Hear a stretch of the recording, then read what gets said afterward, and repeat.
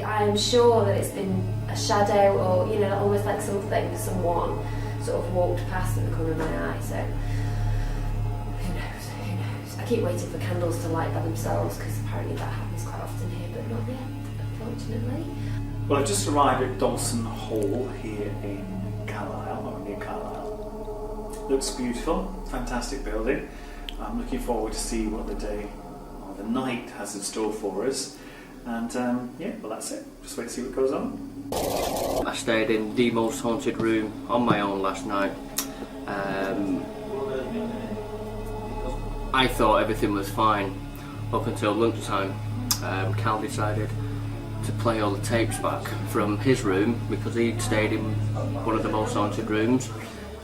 So his lock-off camera, he decided to look at the tapes, and he discovered that apparently, well, I actually saw the footage, that the TV came on in his room as well, which I thought was pretty strange. So I thought, well, it's pointless looking at mine, mate, because nothing's happened in my room.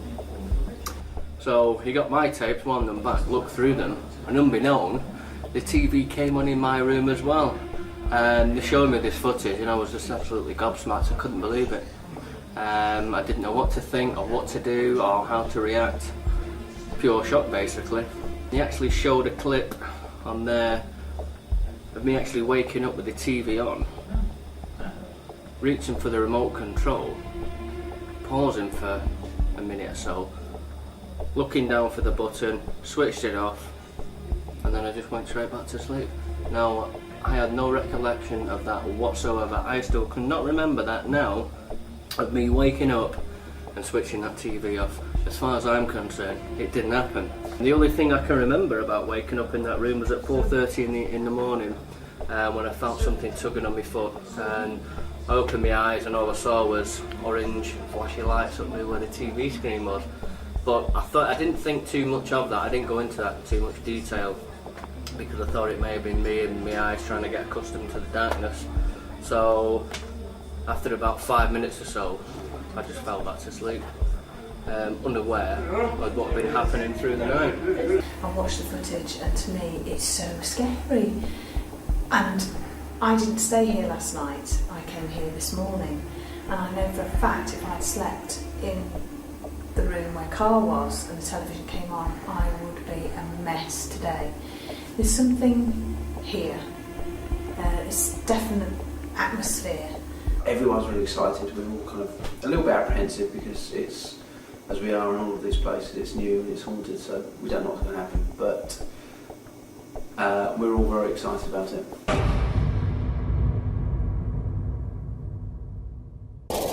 I've just heard from David Wells, he's just finished his walk around with Kieran, and he mentioned the fact that there's a very angry soul here and also a lunatic. Very sort of demented, almost like a Mr. Hyde figure, which doesn't, I mean, me and Kath were kind of like, oh my god. There's a male figure in here, and he is very excitable. He's almost like, and I don't mean to be rude in any way, shape or form, but there's a mental imbalance with him. You know, he seems to be, you know, he's almost running up to me going, you know, he's almost doing that kind of thing. So right. But it's not out of, you know, children sometimes, some children tug your clothes. Or so it's not a jokey thing? No, it's almost like there is a sinister edge to it. It's almost like he's running across the bar top. You know, he's really, really manic, really manic. Right. Maybe a lady who was pushed off the banquet hall. I think there was a balcony above the banquet hall, and maybe pushed over. He felt like there was a lady being pushed over, and even the figure of a lady hovering as a result of being pushed over and dying. She seems to be surveying. I just want to know why she's here particularly, because she seemed quite fixed to this particular run. It didn't seem as if she was all over the house. It's almost like there's a struggle here with which she's involved in. Okay. I think she may have ended up down there. But I'm trying to think, there's a male figure with her, and he's got his hands around her neck. This is a heat of the moment thing, it's not been planned, it's just an absolute passionate thing. Right.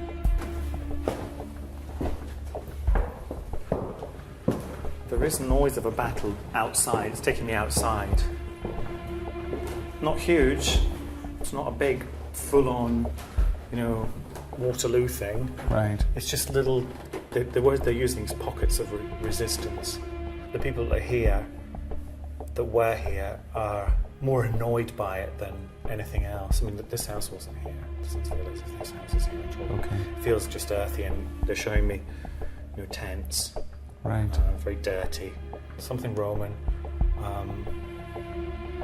Having a problem with a fighting thing, because it seems to be your natural, because I know where we are, your natural instinct would be to look that way, because Right. that's where Scotland is. Right. But it actually seems to be coming from all around them. It seems like they're on both sides of it. Right. Always very interesting walking around with David. Even if I press him for names and dates, he doesn't usually come up with them. It's more general sort of emotion that he gets. And so me looking for any evidential value in the communication he gets, I'm not really going to find it. At least not unless he makes a strong link later on. But still, fascinating stuff. What was really interesting for me is normally on these walk rounds you go straight in and wham, you're like, it's there, whatever's going on. But initially this one felt a bit flat, which is a bit of a concern for me. However, there seems to be 2 or 3 central characters in this particular building. So hopefully later on, when we start to commune properly with them, start to encourage them to talk to us, that we'll get something interesting.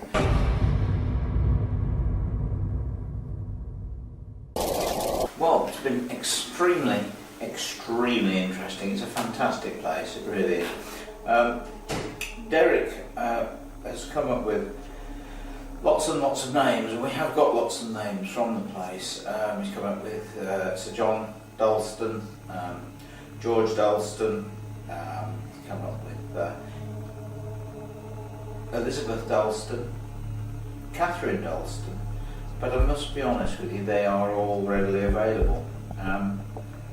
But even so, he doesn't know where he's coming, and to be able to suddenly say that the wife of Sir John Dalston was Elizabeth, and then another wife, Catherine, reasonably impressed. It was interesting because I found myself trying to verify everything David had said beforehand, just trying to get some sort of correspondence between the two mediums, which would be quite good evidentially. That didn't happen. At one point Derek talked about struggle on a balcony, and I was assuming that he was getting the same sort of thing that David was talking about, but in fact the story of it just went off in a completely different direction. Whereas David was talking about husband murdering a wife because she had been unfaithful, Derek was talking about 2 brothers having a fight and one throwing the other off. Just finished doing the night vision walk around with Derek, and so there were a couple of interesting things he picked up on. We spent a lot of time with David Wells earlier in the day, or throughout the day. He picked up on various stuff, and Derek seemed to pick up on similar stuff. I think on 2 things. One of them was in a room where he felt the presence of children. It was in the set. I think it was in Stuart's room. He felt there were children, and he said that they would play around and stuff. And that's the same as David said.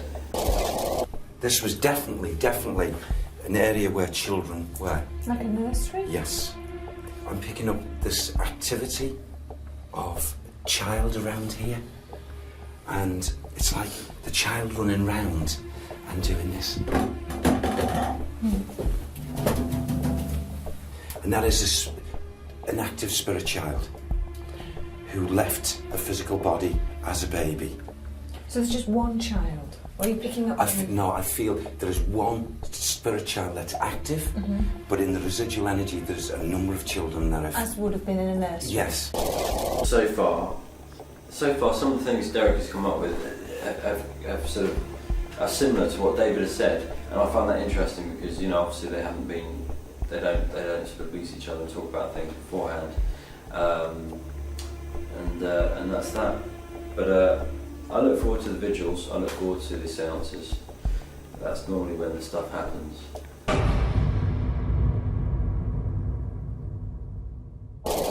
We've just been doing the table tilting seance, bit of glasswork in the 3 rooms actually. First room is interesting, the table really tilted. Then the second room, to be honest, nothing, but the bedroom, we got the glass to move, and it was a young girl who told me her name was Emily. Various questions were asked, quite a few actually, where they were Stuart staying in the room, and they was Emily the one that switched the television on, and apparently we're all in danger. Will you be able to shut the cupboard doors or the drawer or do anything for us? Don't be bored. I think it's one of the things that happens in this room a lot. Drawers and cupboards. Windows, drawers, cupboards, open and shut. Is there a certain time at night when you do this, when you can do this? Obviously.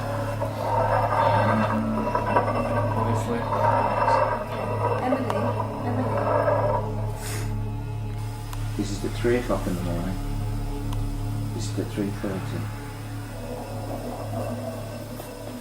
If we're here in the room at 3:30 this morning, will you be able to turn on the television for us? Do you promise that you can do that for us?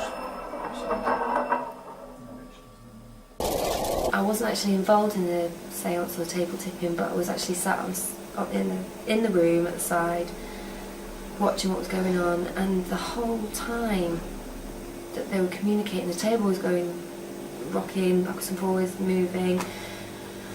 I started to feel quite sick, and I also felt a presence to the right hand side of me, and I kept getting cold chills as well, and quite shaky. And this place is so warm, it's not cold at all. I've got my jacket on because I've just been outside, but it's a really warm place, and it felt so cold, and it was just really strange. I couldn't help but think there was someone there. I didn't find it was very conclusive, and I still question finger on the glass, because it's the slightest bit of movement from anyone can move that glass.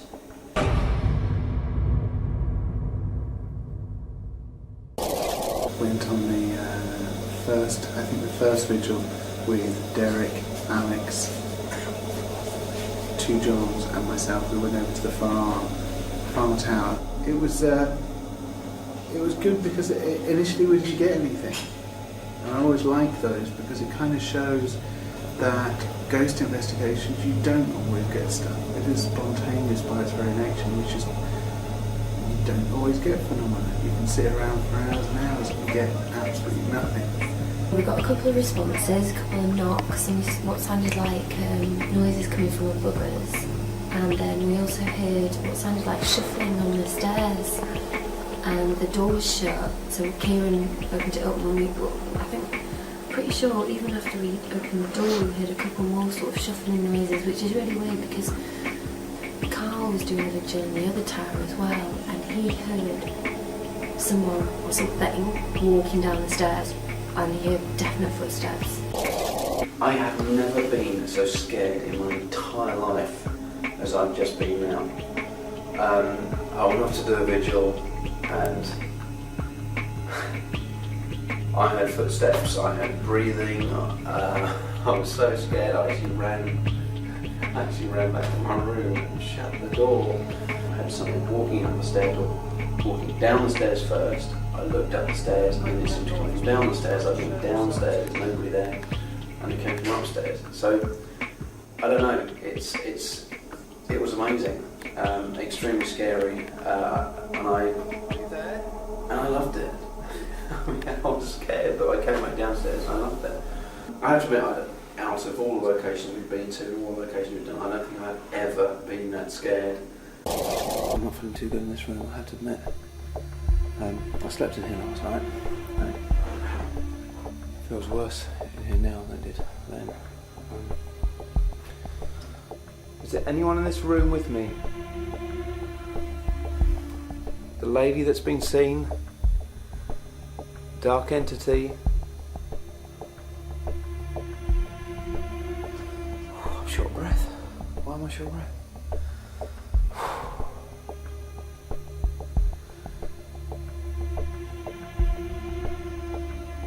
She's gone cold.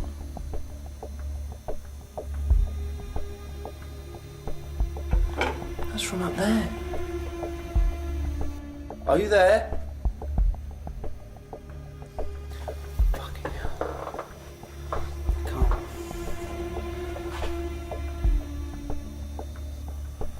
Fucking hell. I'm scared shitless. There's something breathing on the phone. Hello? Fuck. Hello? I must be on a joke. Shit. I don't want to go upstairs. There's a door to the outside and it's locked.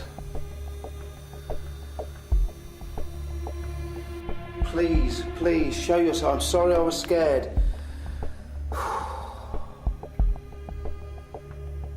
Please make a sound again, any sound. Come up the stairs to me. I'm so scared I can't fucking move.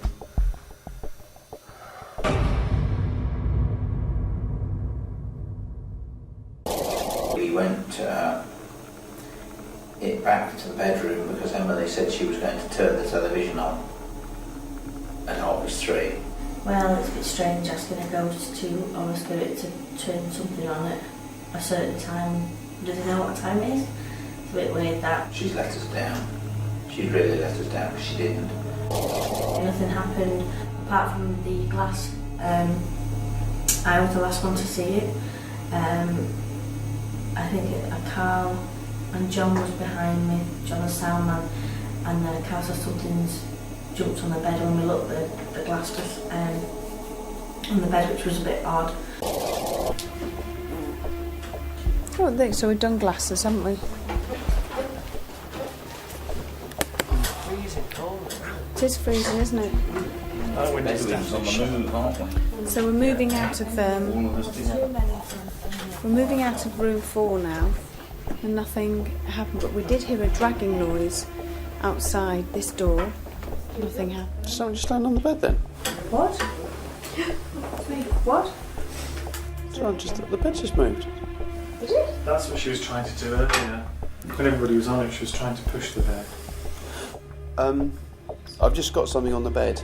What do you mean you've just got something? No, I've just got something on the bed. What? It's a glass. Pardon? It's a glass. Who put the glass there? Did anyone pick the glass up and put it on the bed? No, I left it over there. No!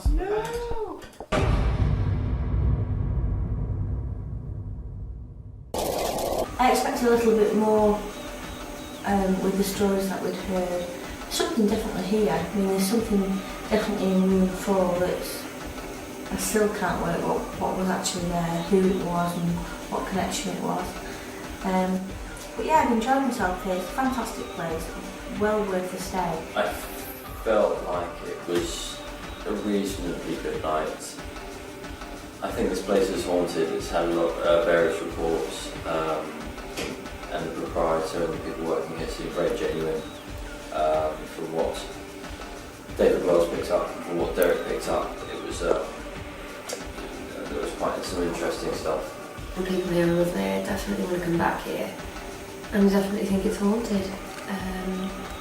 We've not had any major sort of possessions or people collapsing or anything like that, but we've had so many funny little things happen, noises that we can't explain, shuffling of feet, footsteps on the staircases, TVs coming on and off, and we've just had a good night, and I've really enjoyed it. The most interesting thing that's happened in the whole investigation is the TV turning on and off, which happened in Carl's room and happened in Stuart's room, and we're trying to get it replicated later on. It happened when they stayed here the first night, and it's really unusual. Who knows what the reason for it is? It could be a power surge. Need to look into that. It could be the possibility of the chemicals and infrared lights affecting the TV. Who knows? It's been a belter of an investigation. I've enjoyed every minute of it. and it's certainly lived up to expectations. It's now nearly 5 o'clock, I'm extremely tired, and I'm going to bed.